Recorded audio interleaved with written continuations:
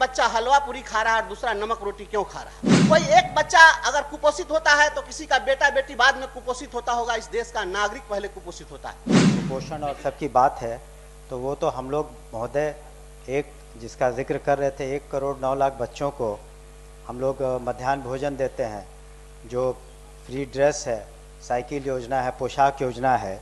इसीलिए महोदय वस्तुस्थिति है कि शिक्षा का अधिकार अधिनियम 2009 के तहत वर्ग 1 से 8 तक के विद्यार्थियों के लिए समान शिक्षा नीति लागू है। हम चाहते हैं कि यूरोपियन कंट्रीज की तर्ज पर यहाँ भी अपने बच्चों के लिए समान परवरिश की नीति लागू हो। जो अमीर घरों के बच्चे हैं उनकी परवरिश उनका परिवार करे, लेकिन जो गरीब घर के बच्चे हैं उनके परवरिश की जवाबदेही, पूर्णतया जवाबदेही राज्य सरकार ले। कोई प्लास्टिक चुनने वाला, कचरा चुनने वाला, घोंघा चुनने वाला बच्चा भी इस देश का बच्चा है, भारत माता का सपूत है, इसलिए उसके लिए वही सुविधा मिले।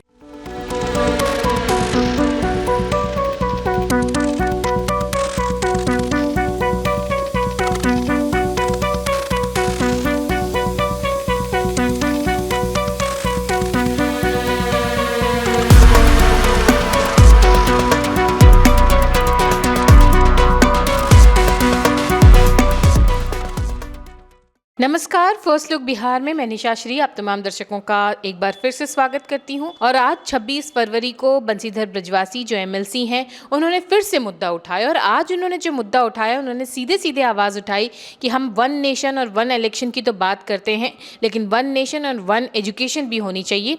इसके पहले उन्होंने पूरी भूमिका बनाई। उन्होंने रामधारी सिंह दिनकर की जो कविता है उसको याद दिलाया, जिसमें स्वान को दूध भात खाने की बात थी और एक बच्चा जो है, भूखा बच्चा जो है, वो रोता है अपनी माँ की गोद में। इस तरह से उस कविता का के बारे में चर्चा करते हुए उन्होंने पूरी परिस्थिति बताई कि किस तरह से जो ये पाठ्य पुस्तक, पाठ्यक्रम या स्कूल, एजुकेशन सिस्टम, इन सब चीज़ों के फ़र्क की वजह से बच्चों के अंदर एक भेदभाव और हीन भावना की भावना ग्रसित होती है।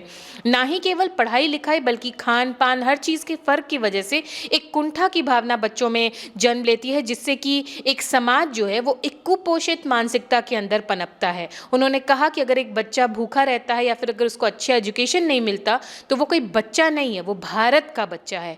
इस तरह से कहते हुए उन्होंने बड़े ही अपने अंदाज में, जो वो साहित्यिक अंदाज के लिए वो जाने जाते हैं, उस अंदाज में उन्होंने पूरे मुद्दे को उठाया। इसके जवाब में फिर जो मंत्री जी हैं, शिक्षा मंत्री सुनील कुमार, उन्होंने जवाब दिया और कहा कि बजट में कितने प्रतिशत जो हैं वो खर्च किए गए हैं शिक्षा के ऊपर। और इसके अलावा बहुत सारे सरकारी स्कूल हैं जिसमें नामांकन की प्रक्रिया चल रही है। आइए आपको हम पहले सुनाते हैं इन दोनों मंत्रियों की बातचीत कि उन्होंने आज जो क्या क्या मुद्दे उठाए और क्या क्या जवाब उनको मिला, और इसके ऊपर उनके जवाब से आप कितना संतुष्ट हैं ये हमें कमेंट बॉक्स में लिखकर जरूर बताइएगा। डी फार्मा स्टूडेंट्स, अब हो जाइए तैयार। आपके लिए है बहुत अच्छी खबर कि अब केवल डी फार्मा स्टूडेंट्स को ही मिलेगी फार्मासिस्ट की जॉब। तो ये कोर्स करने के लिए आपके पास है 2 choices. DPS group of institutions के किसी भी कॉलेज में एडमिशन लेकर के आप घर बैठे कर सकते हैं ऑफलाइन कोर्स, या फिर आप कर सकते हैं ऑनलाइन क्लासेस। और उससे भी अच्छी बात ये है कि डीपीएस ग्रुप के कॉलेजेस जो कि हैं इन 5 शहरों में, रांची, दुमका, देवघर, मुजफ्फरपुर और सीतामढ़ी, इन 5 शहरों के किसी भी कॉलेज में एडमिशन लेकर आप किसी और शहर में बैठ करके ये कोर्स कर सकते हैं।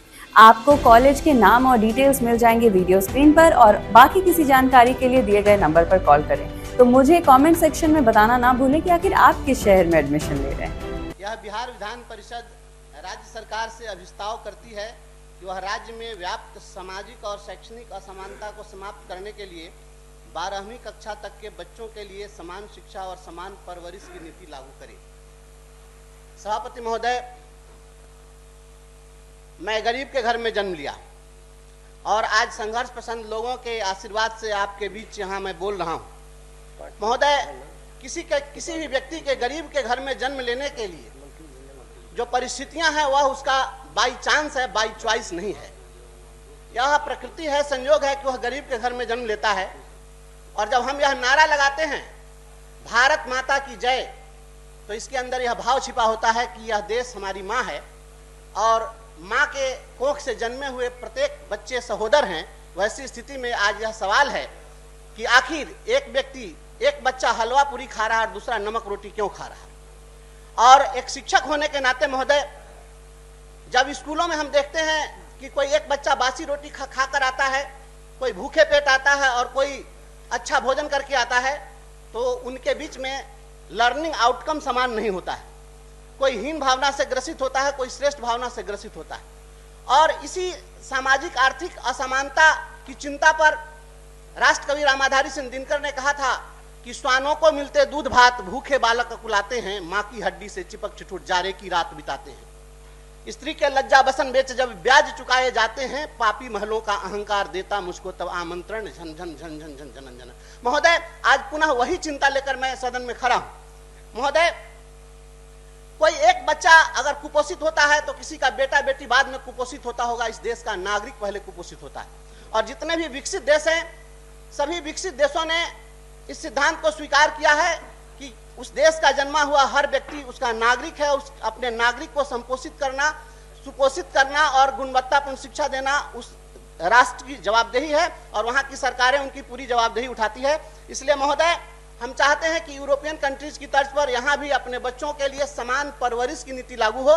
जो अमीर घरों के बच्चे हैं उनकी परवरिश उनका परिवार करे, लेकिन जो गरीब घर के बच्चे हैं उनके परवरिश की जवाबदेही, पूर्णतया जवाबदेही राज्य सरकार ले। कोई प्लास्टिक चुनने वाला, कचरा चुनने वाला, घोंघा चुनने वाला बच्चा भी इस देश का बच्चा है, भारत माता का सपूत है, इसलिए उसके लिए वही सुविधाएं मिले। महोदय, दूसरा पक्ष हमारे शिक्षा का विषय है। महोदय, इतने वर्षों के बाद भी हमारे देश में जो शिक्षा की व्यवस्था है वह असमानता है। यहाँ गरीबों के लिए अलग शिक्षा व्यवस्था है, अमीरों के लिए अलग शिक्षा व्यवस्था है, बहुरंगी शिक्षा व्यवस्था चल रही है। आज देश के सभी राज्यों में राज्य का अपना अपना अलग एजुकेशन बोर्ड बना हुआ है और हर राज्य में सीबीएसई बोर्ड भी संचालित है। गरीबों के बच्चे राज्य के बोर्ड में पढ़ते हैं, अमीरों के बच्चे सीबीएसई बोर्ड में पढ़ते हैं। और इस देश का जो सीबीएसई बोर्ड है आज दुनिया के 26 देशों में पहुंच गया। आज दुबई में इसका एक मुख्यालय है जहां से यह जितने भी फॉरेन कंट्रीज में एफिलिएटेड सीबीएसई स्कूल्स हैं उनको वह कंट्रोल करता है। और महोदय, शैक्षणिक असमानता की चिंता तो माननीय मुख्यमंत्री जी ने सबसे पहले बिहार में की थी और 2006 में माननीय मुख्यमंत्री जी ने यहाँ पर पूर्व विदेश सचिव मुचुकुंद दुबे जी की अध्यक्षता में समान स्कूल प्रणाली आयोग का गठन किया था, जिसकी रिपोर्ट 8 जून 2007 को सौंपी गई, परंतु उस रिपोर्ट पर आगे कोई कार्रवाई नहीं हो सकी। महोदय, शिक्षा का जो विषय है यह समान शिक्षा केवल शैक्षणिक समानता के लिए नहीं है, बौद्धिक समानता के लिए नहीं है, बल्कि इसका सामाजिक और प्रशासनिक महत्व है। महोदय, थोड़ा सा वक्त लेंगे, 1 मिनट लेंगे। महोदय, हम यह कहना चाहते हैं, हम एक शिक्षक होने के नाते जब 8वीं कक्षा में बच्चों को पढ़ाते हैं तो सुदामा चरित पढ़ाते हैं।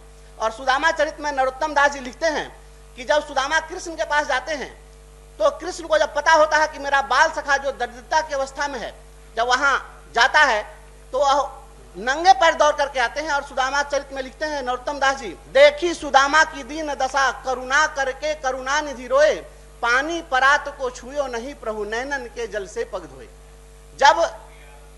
जब संदीपनी मुनि के आश्रम में जब एक राजकुमार कृष्ण पढ़ता है और उसी विद्यालय में एक दरिद्र सुदामा पढ़ता है, जब एक साथ पढ़ता है और जब वही राजकुमार कृष्ण द्वारिकाधीश बनता है और उसके पास उसका बाल सखा अगर दरिद्रता की व्यथा लेकर जाता है तो वह नंगे पैर दौड़ करके आता है और पानी छूने की जरूरत नहीं पड़ती है, नैनों के जल से उनके पैर धुल जाते हैं। महोदय, यह आत्मीयता का भाव भी शिक्षा से ही आएगा, समान शिक्षा से ही आएगा। इसलिए महोदय, हम मांग करते हैं कि समान शिक्षा प्रणाली लागू हो। इस देश के अंदर एक बोर्ड, एक देश, एक सिलेबस, एक किताब, एक परीक्षा, एक पढ़ाई, एक परिणाम की नीति लागू हो। 1 नेशन 1 इलेक्शन की खूब बात चल रही है, 1 नेशन 1 एजुकेशन उससे पहले लागू होना चाहिए। माननीय मंत्री। माननीय सभापति महोदय, अपनी बातों को माननीय सदस्य ने रखा और शिक्षा का महत्व इसी से आप समझ सकते हैं कि माननीय मुख्यमंत्री जी ने ये सोचते हुए कि शिक्षा सबसे महत्वपूर्ण आधार है जिससे आप न सिर्फ शैक्षणिक बदलाव लेकिन सामाजिक, आर्थिक एवं बौद्धिक विकास कर सकते हैं, इसलिए 20% शिक्षा का बजट का दिया गया है जो पूरे देश में सबसे ज़्यादा है एनुअल बजट का। यहाँ तक कि इन्होंने प्रश्न किया उसका सीधा ये जवाब होगा, निःशुल्क एवं अनिवार्य बाल शिक्षा का अधिकार अधिनियम 2009 की धारा 12(1) के प्रयोजनार्थ कमजोर वर्ग एवं अलाभकारी समूह के बच्चों को प्रस्तावित प्राप्त निजी विद्यालयों में 25% नामांकन का प्रावधान है। इसके तहत विभाग ने भी बैठकों को काफ़ी बैठकें की और 14(1) को भी निजी विद्यालयों के प्रतिनिधियों के साथ बैठक की और सुनिश्चित कराया हम लोग कर रहे हैं कि इस तरह के स्कूलों में बच्चे जो कमज़ोर वर्ग है दाखिल लें। अभी तक कुल मिलाकर के 80,000 से ज़्यादा वहाँ पर से पिटिशन्स आ गए हैं और कुल मिलाकर के 84,806 पिटिशन कुछ दिनों पहले तक आ चुके हैं, जिनको विद्यालय आवंटन किया जा रहा है। अधिकांश को किया जा चुका है।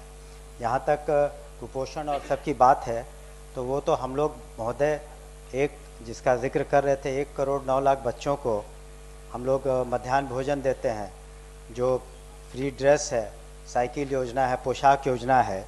इसीलिए महोदय वस्तुस्थिति है कि शिक्षा का अधिकार अधिनियम 2009 के तहत वर्ग 1 से 8 तक के विद्यार्थियों के लिए समान शिक्षा नीति लागू है और जो वर्ग 9 से 12 तक विद्यार्थियों के लिए समान शिक्षा और समान परिवेश की नीति वर्तमान में नहीं है।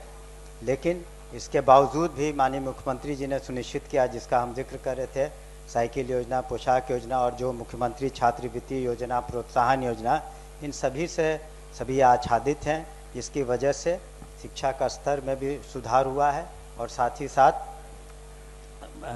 जो छात्र छात्राओं की संख्या में भी वृद्धि हुई है और +2 स्कूल इसी ख्याल से हर एक पंचायत में खोले गए हैं। और जब आप छात्रों की भी संख्या 1,76,00,000 से ज़्यादा हो चुकी है, शिक्षकों की संख्या भी 5,87,000 से ज़्यादा हो चुकी है। इस तरीके से विभिन्न योजनाओं, कल्याणकारी योजनाओं से सभी को आच्छादित किया गया। अतः मुझे मेरा अनुरोध होगा कि माननीय सदस्य अपने संकल्प को कृपया वापस लेंगे। माननीय सदस्य अपना संकल्प वापस करें।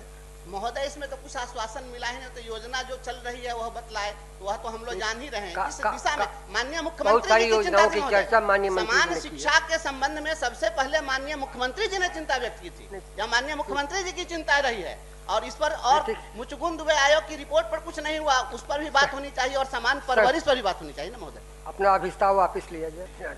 चलिए, सदन की सहमति से अभिस्ताव वापिस हुआ।